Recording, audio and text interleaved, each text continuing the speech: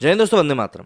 एक समय था जब आप किसी भी लिबरल से जाकर बात करेंगे पेट्रोल के बारे में, तो वो कहा करते थे कि भाई पाकिस्तान में पेट्रोल के रेट देखो, बांग्लादेश में पेट्रोल के रेट देखो, श्रीलंका में पेट्रोल के रेट देखो। लेकिन भारत के रेट उस समय क्योंकि कंपेरेटिवली ज़्यादा हुआ करते थे, इसलिए सबको ये बातें सुननी ही पड़ती थी।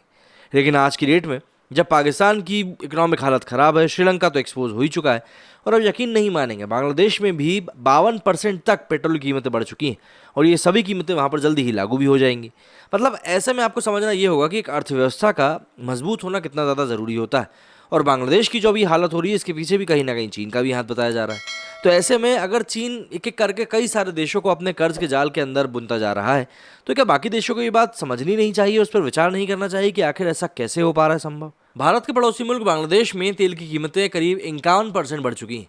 तेल के नए दाम शनिवार 6 अगस्त से लागू भी कर दिए गए हैं, और माना जा रहा है कि वहाँ की सरकार द्वारा उठाए गए इस कदम से देश में सब्सिडी का बोझ अब कम होगा। लेकिन इससे पहले ही उच्च स्तर पर चल रही मुद्राफीसदी पर और अधिक दबाव पड़ेगा।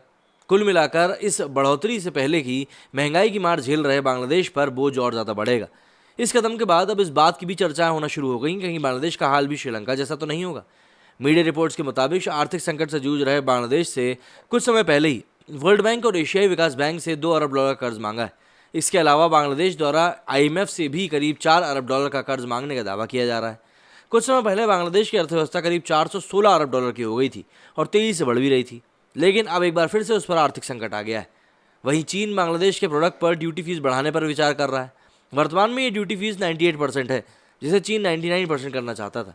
चीन के विदेश मंत्री वांग यी ने ये घोषणा अपनी ढाका यात्रा के दौरान की है।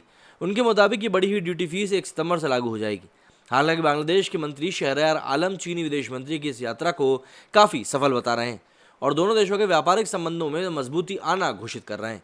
वहीं एक और अन्य रिपोर्ट में दावा किया गया है कि चीन ने बांग्लादेश को अपने कर्ज के जाल में फंसा लिया है। चीन के मालिकाना हक वाली 4 कंपनियों ने हाल ही में बांग्लादेश के चटगांव में एक ज़मीन पर स्मार्ट सिटी बनाने और मेट्रो रेल परियोजना लगाने का प्रपोजल दिया है। इस पूरे प्रपोजल में अधिक फायदे का हिस्सा चीनी कंपनियों ने अपने पास रखा है। एक्सपर्ट्स के मुताबिक चीन की स्मार्ट सिटी परियोजना से पर्यावरण को नुकसान पहुंचेगा। वहीं विशेषज्ञ ये भी बताते हैं कि चीनी कंपनियां अपना मेट्रो रेल परियोजना कभी समय पर पूरा नहीं करेंगी, और इसके चलते उस एरिया में न सिर्फ ट्रैफिक की समस्या आएगी, बल्कि पुलिस वालों के लिए भी परेशानी खड़ी होगी। इसी के साथ परियोजना पूरा होने के बाद भी चीनी अधिकारी बांग्लादेश में मेंटेनेंस के नाम पर मौजूद रहेंगे। एक रिपोर्ट के मुताबिक बांग्लादेश को भारत के एक अन्य पड़ोसी देश श्रीलंका के हालातों में से सबक लेना चाहिए था। हाल के सालों में बांग्लादेश वैश्विक मुद्रास्फीति मतलब कि इन्फ्लेशन और सप्लाई चेन के विपरीत प्रभाव से जूझ रहा है। इसी बीच यूक्रेन में युद्ध हुआ, जिसका बांग्लादेश पर बुरा असर पड़ा। वहाँ तेल की बढ़ती कीमतें बढ़ी। अब्दुल्ला सिबली नाम के एक अमेरिकी अर्थशास्त्री ने बांग्लादेश में के असुरक्षित व डावाडोल आर्थिक भविष्य पर चिंता प्रकट करी। गौरतलब है कि आर्थिक संकट से जूझ रहे बांग्लादेश के साथ चीन के 4 समझौतों पर दस्तखत किए हैं। ये समझौते द्विपक्षीय सहयोग बढ़ाने, आपदा प्रबंधन, सांस्कृतिक समुद्र विज्ञान को लेकर हुए हैं। चीन के विदेश मंत्री वांग यी ने प्रधानमंत्री शेख हसीना से भी मुलाकात करी।